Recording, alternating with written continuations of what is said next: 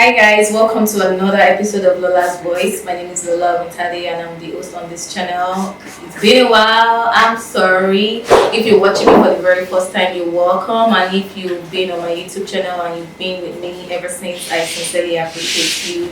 For your support. And I'm back with so much interesting content. On today's episode, I have a guest. Someone I so much admire, someone I like how she does the things. She's a politician. She's a political activist. She's a policy maker. She advocates for young people participation in politics.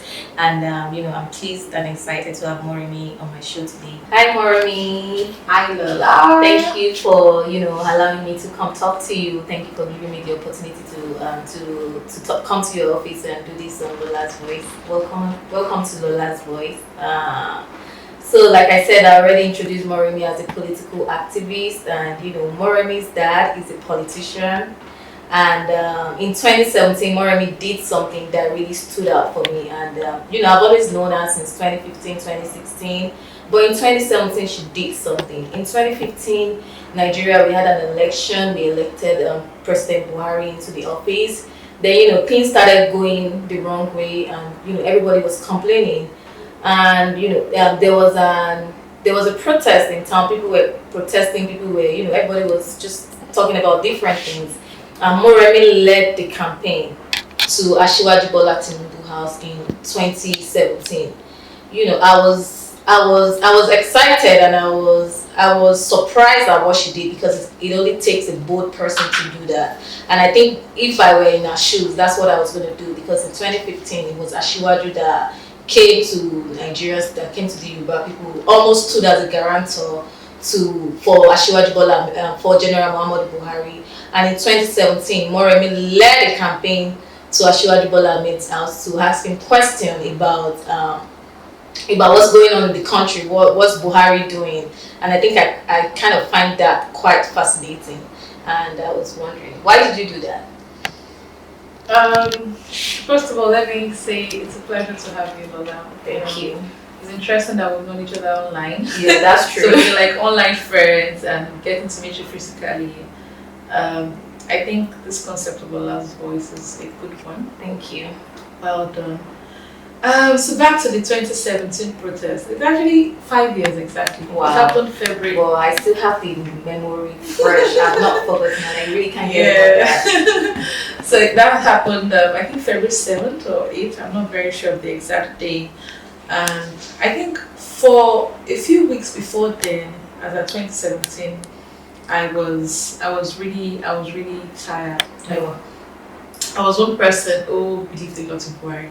Okay. I remember we were coming out from Goodluck Jonathan's regime, and I just felt, everybody was feeling like, this is a sense of change. We have change now, so everybody really believed in Buhari. And within a couple of time, a year, we didn't see the change we expected. I remember our parents, they would tell us that, Buhari, in Buhari's time, things were orderly, there was discipline, there was change, everything. And you were looking forward to that, that, okay, things will really change, everything will be better, everything will be, we didn't see that. And what stood out for me was that it was Bola Ahmed Tinubu, Asiwaju, that made us believe in this man. It was when they synergized together, because I know Buhari was in CPC. It's been coming out, running, but it didn't get anywhere until the synergy, the collaboration between him and Asiwaju took place, and that gave him that kind of popularity and the votes that he had in the Southwest. And who was the closest person to us? Was Asiwaju. That's true. It was Lagos. And I'm like, okay, I think I should do him a letter. So that day, the day before, I'd written a letter, asking him questions. I don't know if I still have that letter. Did he ever receive the letter? It was, so I'd written the letter, printed it, put it in an envelope, and we're having the the protest actually came about by the two-face thing. Two-face was supposed to that's one voice or one something, and protest. They did something to yes, and he couldn't come out. And I'm like, if Two-face I'm gonna come out. Two-face is actually not gonna binge. I'm gonna be, really, I'm gonna do this myself, and Then we had the protest from Stadium in Surulere. Omoyele Showore was there, Charlie Boy, a couple of people. I remember in the Bay here, Fion was also there. You know, and we had walked the streets with a lot of people, protesters, and I told the washer, I said, I'm gonna leave here to go to Bodilon. I'm going to go to Bodilon. Like, it's like, no, my body was there. I'm like, no, I have a letter to deliver to him. I have to go there. I have to really know, you know, what's going on. Yes, I need to ask him questions. I need to know what it's about. You know, that was how the protest happened. I didn't even believe it was gonna go that viral. Because I was screaming there, yes, asking. It was Asiwaju asking. I was screaming on my bed, I was clapping, I was excited, like, you made us vote for this man. What's going on? You guys need to answer. So I was excited, and I find out really courageous because of who you are, like, you know, your dad and everything. Like, was he upset? I'm trying to remember. He knows his daughter. Yeah, he probably knows that this thing is probably genetic. I maybe Oruko Loro. Exactly. When I said that, you name your daughter Moremi. So what do you expect? So I think he wasn't really surprised, but he was surprised. Like, man, what courage does this girl have? Does this girl have? You know, what kind of courage is this?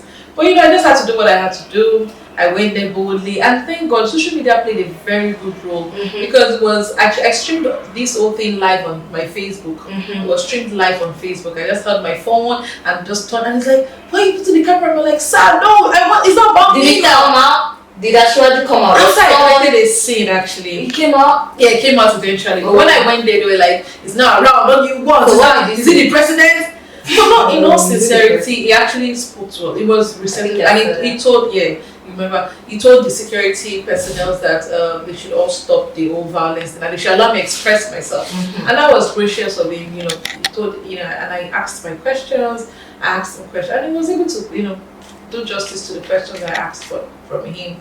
And that was how, then afterwards I handed him over the letter. And I just went like, okay, thank you, I'm done. I'm actually got to the answer of the word. And I just walked out and he was looking at me like, who's this girl? What courage! Walked into the Lion of Bodilon's house. You know, everybody was like, that's courageous. So Lion of Bodilon. I don't know if I can go there.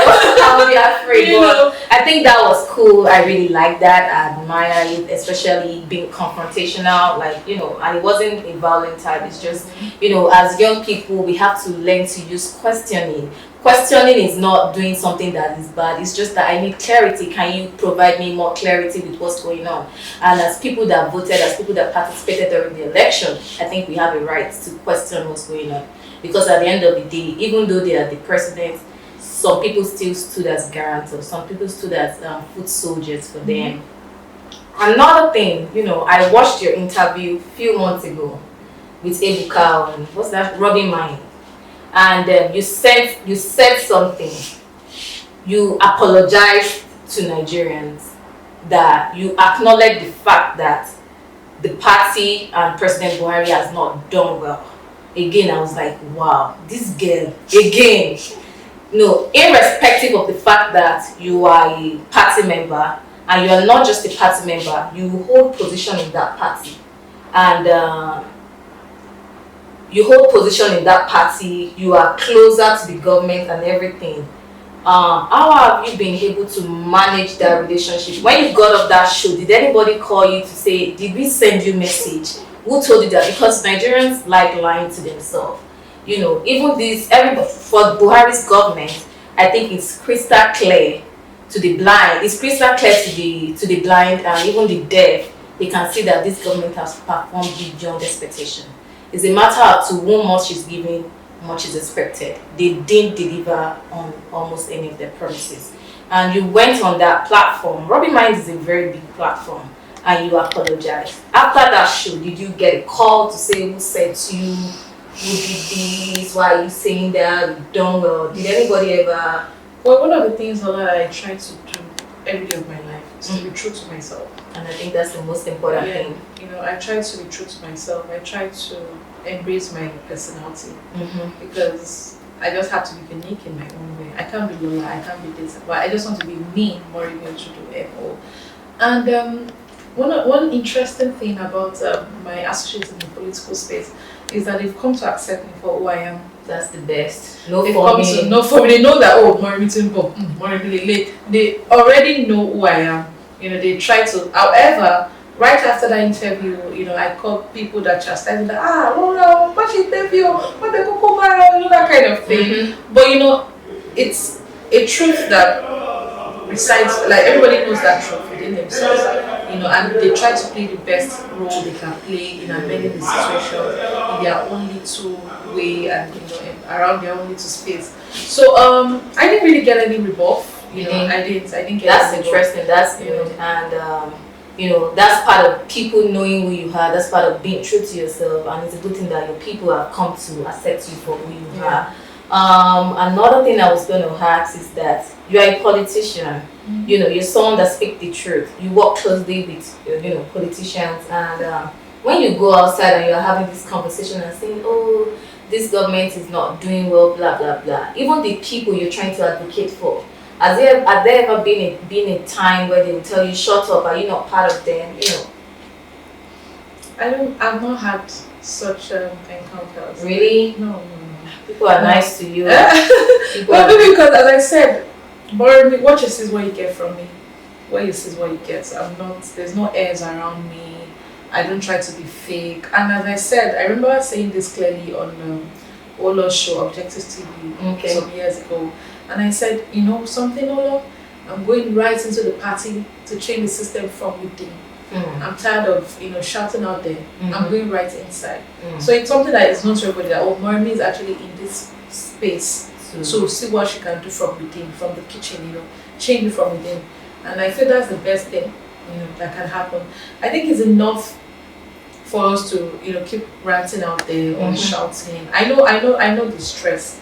I know this daily stress everybody goes through. I told you that I had a stressful day today. So I can imagine a Nigeria situation. Nigeria really happens to everybody on a day-to-day basis. However, we mustn't give up on ourselves. We have to find the strength within us to keep pushing through life struggles. And the best thing that can happen to any young person is to be given an opportunity to thrive. Do you understand? The best thing that can happen to any young person is to be given the opportunity to thrive. I think I love that. Thank you very much for that.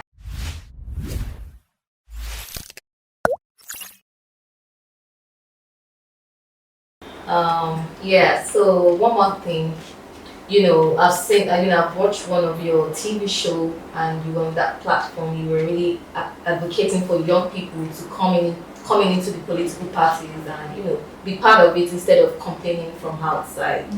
So a lot of young people seems to be overwhelmed, and they don't really know where to start from. People think active political participation means going out on election day to vote, or even I think majority of people just want to go out on election day and vote. And most people don't. Most people are they're just interested in presidency election, governorship election. I followed the Lagos State by senatorial election. The turnout was nothing to write home about. And I also followed the local government election that happened. Was it last year? People didn't even come out, and those are the most important elections that they don't even know, because the people in the local government election are the people that are going to run this 2023 election. Those are the guys that will do the election. And then when people already fail to participate in that kind of election process, and they're just waiting for the big day to just come out and vote. So you are a politician, you actively participate in politics. How would you, I don't want to say how would you encourage, or how can young people that don't even know where to start, how to go about it, actively participate in politics, and where they can get fulfillment, where they can have a sense of belonging? Speaking about participation, I think it's important that every young person participates, because this is your future. This is everything about you. People in government are the ones who make every decision that concerns your life, your health, education, family. So it's necessary for you to be involved. I won't want to sound like a cliche politician that will tell you, go to your grassroots, go to your ward, register. Now, I want to take a trick from here. Now, participation in politics is pretty simple. I'm going to break it really simple to them. Number one, get to know what happens in your environment. Get to know who your councillors are. Councillors are the officials elected at the ward level. Get to understand the kind of activities that happens. Now, you need to also, for me, I'm going to be very practical and use myself as an example. You need to identify people in the political space that you look up to. Not everybody is clean, because I remember I have a number of people I look up to, and some people like, she stole. No, but nobody is clean. You can't get a perfect person 100%. Trust me, there's a level of corruption in most of our political leaders. We all agree with that. However, you need to still look out for people that, yes, okay, I think I can learn from this person. I think I can, get to know this person. I think I can, pick one or two things to learn from this person. No, talk to them, converse with them, go for meetings with them, get to know them more, understand what they do. Then gradually there will be a lot of committees, they co-opt you, they mentor you, they say, okay, Oshegun, this is something happening at the board. Maybe you can be the committee. Maybe you probably may even be a good camera person, and you just probably start running the show at your local government level in terms of the local government maybe any activity there. You do something, and that's how you just get involved gradually, and you keep evolving, and you just don't know what will just happen, and that's it. So it's necessary for you to understand yourself and what you really want. But trust me, in evolving, do not take that political participation out of your life. Try to find a way to merge it in. If it's for you to run, if you really feel that you want to really run, maybe you want to become a political gladiator, then you need to work towards it. You need to see how these people do it. For me, for now, I just want to be a political spectator. People are like, Moremi, don't you want to run? But now, no. I want to still be at that political spectator. Do you think in the future we're going to see something? I think I could in the future. Okay, honorable, this is Moremi, my bad. Yeah, it's gonna be very bad on my back, girl. I'm gonna be a badass politician. I'm gonna come with my swag. We can't as a young person. We can't wait. Anyways, that's just kidding. But trust me, there are lots of things that you can find yourself doing in politics. You can probably be behind the scene. You can find yourself doing data analysis. A lot of things. Just in everything, find a way to get involved. And trust me, information is power, Lola. Information is power. He who knows cannot be sidelined. He who knows cannot be sidelined. Moremi is really dropping it. He who knows cannot be sidelined. No, you can't be. But if you don't know, if you don't have that knowledge, people will just look at it. They will just push it to the side. But if you know, at every political meeting, you can always drop. They will know that you must always have something to offer, Lola. That's true. As a young person, you must have value. You can't just be there and not even. What are you bringing to the table? So it's necessary to have value.